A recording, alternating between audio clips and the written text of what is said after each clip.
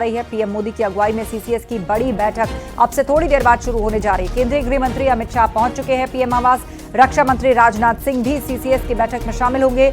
NSA Ajit Doval भी CCS की बैठक में शामिल होंगे। पहलगाम हमले पर सीसीएस की ये बड़ी बैठक है। तो इस वक्त की बड़ी अपडेट, सीसीएस की बड़ी बैठक अब से थोड़ी देर में शुरू होने जा रही है। शाम 6 बजे इस बैठक को शुरू किया जाना था और खबर आ रही है कि गृह मंत्री अमित शाह, रक्षा मंत्री राजनाथ सिंह, एनएसए अजीत डोभाल पीएम आवास पहुंच चुके हैं। पहलगाम हमले को लेकर ये सीसीएस की मीटिंग की जा रही है।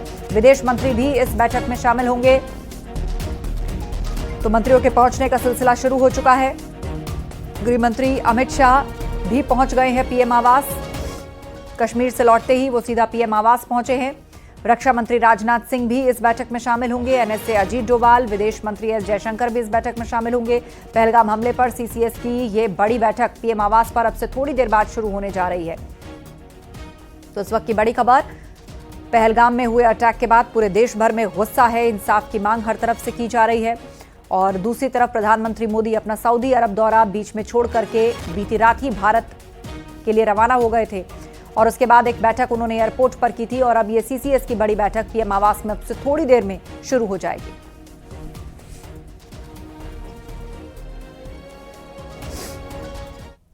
पहलगाम में हुए आतंकियों के बर्बर हमले पर पूरे देश में आक्रोश है। दहशतगर्दों ने कायरता दिखाते हुए निहत्थे सैलानियों को मौत के घाट उतार दिया।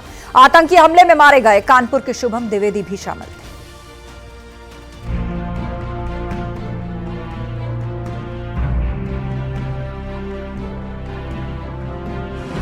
कानपुर के शुभम द्विवेदी की 2 महीने पहले ही शादी हुई थी, लेकिन वो अब इस दुनिया में नहीं है क्योंकि पहलगाम के दहशतगर्दों ने कायराना हमले में उनकी जान ले ली। शादी के बाद उन्होंने जिंदगी की नई शुरुआत की थी, लेकिन उनकी शादी 2 महीने ही चल पाई। आतंकियों ने उनकी पत्नी के सामने उनकी जान ले ली। घटना के वक्त शुभम घुड़सवारी कर रहे थे। उनकी पत्नी ने बताया कि उसी दौरान हमलावर आए। आतंकियों ने उनसे उनका नाम पूछा और कलमा पढ़ने को कहा, जिसके बाद उन्हें सिर में गोली मार दी गई। उनकी पत्नी मौके पर बेहोश हो गई। आनन फानन में शुभम को अस्पताल ले जाया गया, लेकिन उन्होंने दम तोड़ दिया। शुभम के पिता सीमेंट के डिस्ट्रीब्यूटर हैं। वो भी पिता के साथ ही काम करते थे। 12 फरवरी को शुभम की शादी ऐशान्या से हुई थी। वो अपनी पत्नी और परिवार के 11 सदस्यों के साथ जम्मू कश्मीर घूमने गए थे। उनका एक वीडियो भी सामने आया है जिसमें वो होटल के कमरे में अपने परिवार के सदस्यों के साथ मस्ती करते हुए देखे जा रहे हैं। वीडियो में शुभम काफी खुश नजर आ रहे हैं। कार्ड खेलने के दौरान सभी लोग ठहाके भी लगाते दिखे। ये आपको कब बैड न्यूज मिली सर? करीबन 3 बजे दोपहर में ये न्यूज़ हमको मिली कि वहाँ पर इस तरीके की घटना हो गई है और शुभम भैया को गोली लग गई है। उसके बाद वहाँ पर भगदड़ का काफ़ी माहौल था, तो काफ़ी देर तक तो कोई न्यूज़ मिली नहीं। एक वीडियो वायरल हुआ था जिसमें देख करके हमको ये देखने पर पता चला कि शुभम भैया को गोली लग गई है और सर पे गोली लगी हुई दिख रही थी। उस वीडियो में वो काफ़ी खून बह गया था और सर के तरफ काफ़ी चोट नज़र आ रही थी। उसके बाद काफ़ी देर बाद ये जानकारी मिली कि वहाँ पर आतंकियों ने हमला किया। कई लोगों से नाम पूछ करके गोली मारी। शुभम भैया से उन्होंने ये कहा कि अगर आप कलमा पढ़ देंगे तो हम आपको गोली नहीं मारेंगे। उनकी वाइफ से कहा कि हम आपको छोड़ रहे हैं ताकि आप जाकर के सरकार को बताएं कि हमने आपके साथ क्या किया। इस तरीके की घटना वहाँ पर हुई और फिर करीबन 6 बजे तक हम लोगों को ये पुष्टि हुई कि उनकी डेथ हो गई।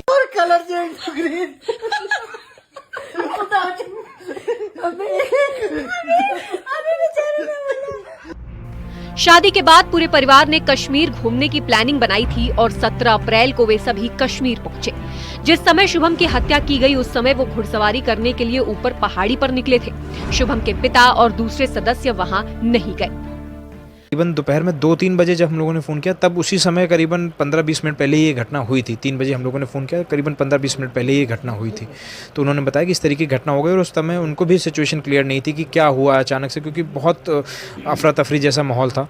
खैर थोड़ी देर बाद उनका जब मेरी शुभम की वाइफ से बात हुई तो उन्होंने मुझे बताया रोते हुए कि शुभम को गोली मार दी। उस समय शुभम उनकी वाइफ भी उनके साथ थी, तो वो मानसिक तौर से बहुत डरी हुई हैं और कुछ बात करने की स्थिति में नहीं। 23 अप्रैल को पूरे परिवार को घर लौटना था, लेकिन दहशतगर्दों ने शुभम की जान ले ली, जिसके बाद से घर में मातम पसरा हुआ है। किसी को यकीन नहीं हो रहा कि शुभम अब इस दुनिया में नहीं है। वो पीड़ित परिवार है जिन्होंने अपना भाई खोया है। उनका ये कहना है कि ये जब भी इस मंजर के बारे में सोच रहे हैं कि इनके रोंगटे खड़े हो जा रहे हैं, क्योंकि जो परिवार यहाँ से 17 तारीख को निकला था उसे कल यहाँ पहुँचना था। उनके पहुँचने से पहले शुभम द्विवेदी की मौत की खबर आई। अब ये सिर्फ ये मांग कर रहे हैं कि उसके शव को जल्द से जल्द कानपुर भेजा जाए। विजय आशीष पांडे के साथ अमित गंजू, न्यूज़ 18 कानपुर। पहलगाम में आतंकियों ने पर्यटकों की निर्मम हत्या कर दी, जिसके बाद से देश भर में बदले की मांग उठ रही है। हरियाणा के करनाल में रहने वाले विनय कुमार नरवाल की आतंकियों ने हत्या कर दी। एक हफ्ते पहले ही उनकी शादी हुई थी।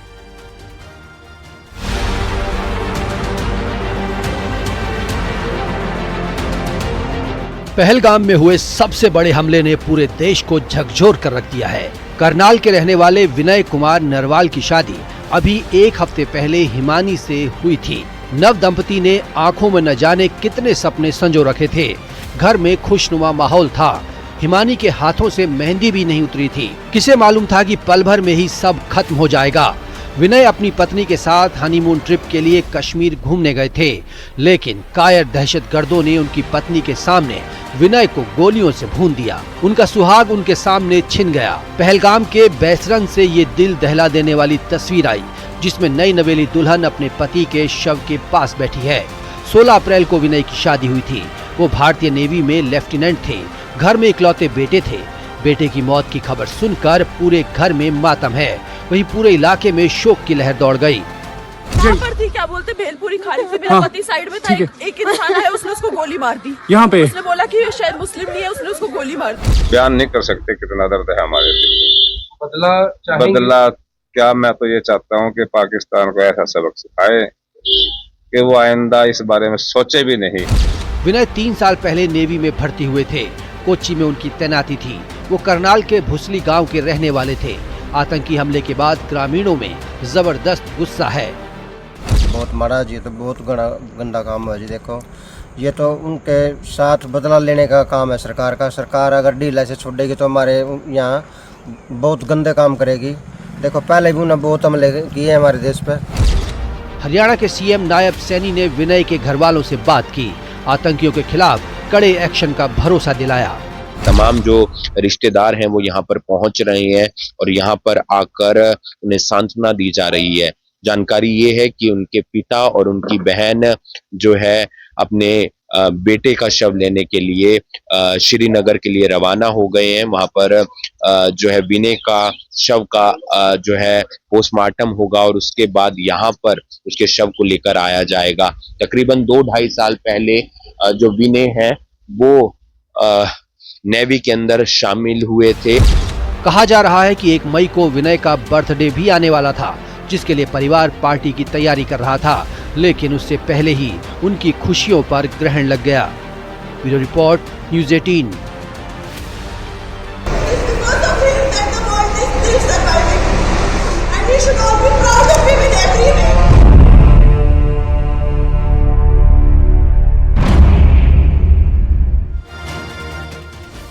पहलगाम में हुए आतंकी हमले के बाद देश भर में जबरदस्त आक्रोश दिखाई दे रहा है। यूपी के अलग अलग शहरों पर आतंक का करारा प्रहार करने की मांग उठी है।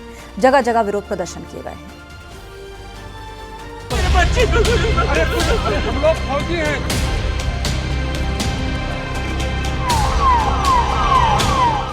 पहलगाम में हुए विभत्स हमले में अंधाधुंध फायरिंग करके सैलानियों को मौत की नींद सुला दिया, जिससे पूरे देश भर में आक्रोश दिखाई दे रहा है। घाटी में आतंकी हमले से गोरखपुर में काफी नाराजगी है। अलीनगर में बड़ी संख्या में स्थानीय लोगों ने आतंकवाद का पुतला फूंककर अपना विरोध दर्ज कराया। परिवारों को मारा गया है कि उनके परिजनों को छोड़कर कहा गया कि जाकर मोदी को बता दो कि यह आतंकवाद हमने किया है, पाकिस्तान के प्रशय पर किया है और भारत को एक तरह से चेतावनी दी है। तो हम बताना चाहते हैं कि इस आतंकवाद को भारत की जनता कतई बर्दाश्त नहीं करेगी। उन्नाव में पहलगाम की घटना का विरोध दिखाई दिया। लोगों के साथ साथ बीजेपी के नेताओं ने भी आतंकवाद का पुतला फूंका। पाकिस्तान के खिलाफ जमकर नारेबाजी की गई।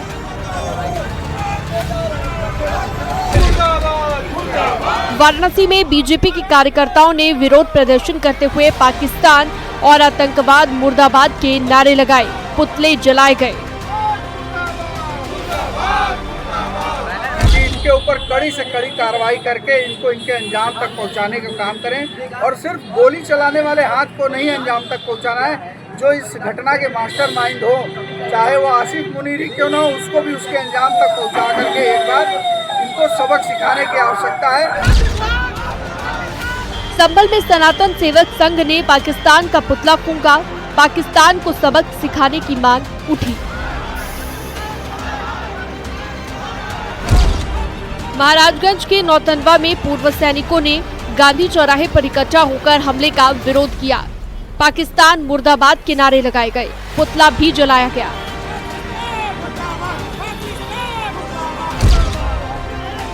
कानपुर में भी लोगों का आक्रोश देखा गया। सामाजिक संगठनों ने घंटाघर चौराहे पर आतंकवाद का पुतला फूंका।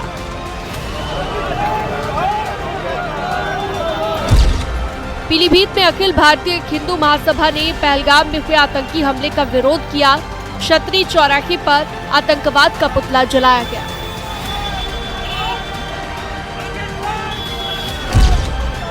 बरेली में हिंदूवादी संगठनों ने एक कलेक्ट्रेट में पहुंचकर अपना विरोध जताया, जिसमें पाकिस्तान के खिलाफ नारेबाजी की गई। पाकिस्तान और आतंकवाद के खिलाफ कड़ी कार्रवाई के लिए पीएम को खत भी लिखा गया। Bureau report, news 18।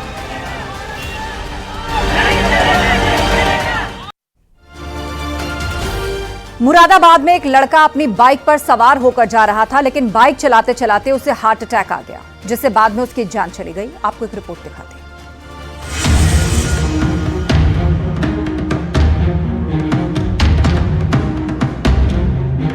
कहते हैं मौत कब आ जाए कोई नहीं कह सकता।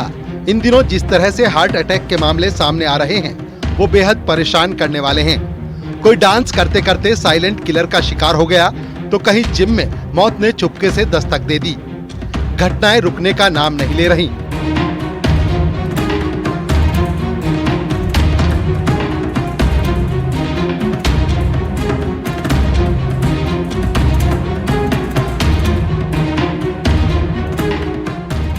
मुरादाबाद में सीसीटीवी कैमरे ने एक और घटना को कैद कर लिया, जिसमें बाइक सवार को हार्ट अटैक आ गया और बाद में उसकी जान चली गई।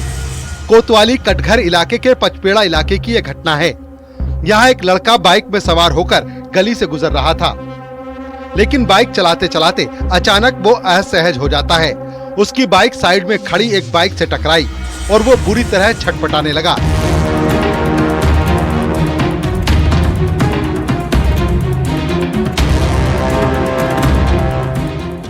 तभी एक शख्स उसके पास पहुंचा। वो बाइक को खींचने की कोशिश करता है। वहाँ पर मौजूद दूसरे लोग भी दौड़े दौड़े पहुँचे। बाइक को सीधा किया गया। उससे बात करने की कोशिश हुई, लेकिन उसकी हालत लगातार बिगड़ती जा रही थी। लोगों ने उसे CPR देने की भी कोशिश की, लेकिन इसका भी कोई फायदा नहीं हुआ। उसे जमीन पर भी लेटाया गया, लेकिन उसकी जान चली गई। बाद में उसके परिजनों को सूचना दी गई। हार्ट अटैक के मामले चिंता में डालने वाले तो हैं ही, लेकिन डॉक्टरों के मुताबिक कुछ सावधानी से बचा भी जा सकता है।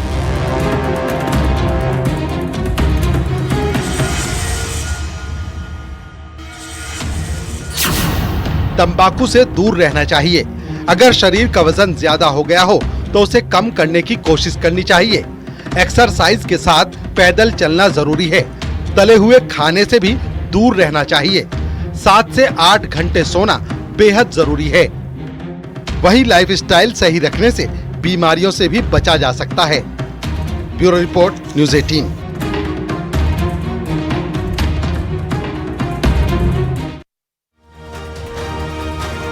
झांसी में एक शख्स कुएं में सुसाइड करने जा रहा था, लेकिन तभी पुलिस को खबर मिली और पुलिस की टीम वहां पहुंची। पुलिस उसे समझा ही रही थी, लेकिन वो मानने को तैयार ही नहीं हुआ। लेकिन उसके आगे क्या हुआ, आपको इस रिपोर्ट में दिखाते हैं।